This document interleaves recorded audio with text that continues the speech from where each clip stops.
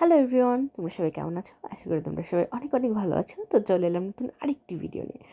দিনটি ছিল 17ই মার্চ, আর এখন যেহেতু রোজার মাস, তো ভাবলাম যে আমরা ফ্রেন্ডরা মিলে একদিন ইফতারের প্ল্যান করি। তো যে ভাবা সেই কাজ, যেহেতু অনেক আগের থেকেই করতে চাচ্ছিলাম ইফতারের প্ল্যানটা, কিন্তু মানে কোনোভাবে করতে পারিনি, কারণ অনেকের সময় মিলে না, কেউ ঢাকায় থাকে না, যেমন আমি ঢাকায় থাকতাম না।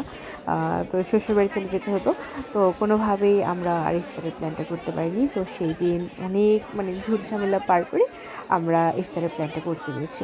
তো সেই দিন আমরা সিলেক্ট করেছিলাম হলো পিৎজা বার্গ, ওয়ারি পিৎজা বার্গে, যেহেতু এটাই সবার জন্য সুবিধা হয়। তো আমরা ইফতারের একটু আগ মুহূর্তে চলে গিয়েছিলাম, যেহেতু এখন রোজার টাইম। তো পিৎজা বার্গের শুধু জাস্ট 2টা প্লেটারই আছে ইফতারের জন্য।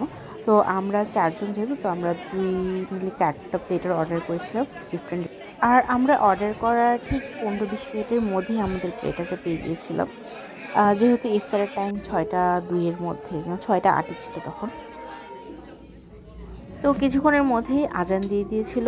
তো আমার ফ্রেন্ডরা তাদের রোজাটা ভাঙলো, আর আমি এর ফাঁকে একটু ভিডিও ক্লিপ নিচ্ছিলাম।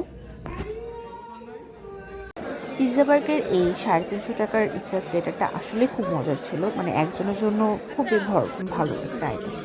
ও বাই দ্য ওয়ে, আমরা সাথে একটা পিৎজা অর্ডার করেছিলাম, যেহেতু টাইম ছিল। তো সাথে আমরা একটা পিৎজাও নিয়েছি।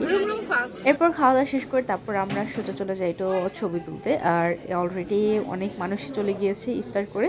তো এটা ছিল আমার একটা মিনি ব্লগ। আশা করি তোমাদের সবার অনেক ভালো লেগেছে। আর ভালো লাগলে প্লিজ তোমরা আমার ইউটিউব চ্যানেলটি সাবস্ক্রাইব করে দিও, আর আমার ফেসবুক পেজটি ফলো দিতে তোমরা ভুলবে না। So tata, bye bye. Thanks for watching.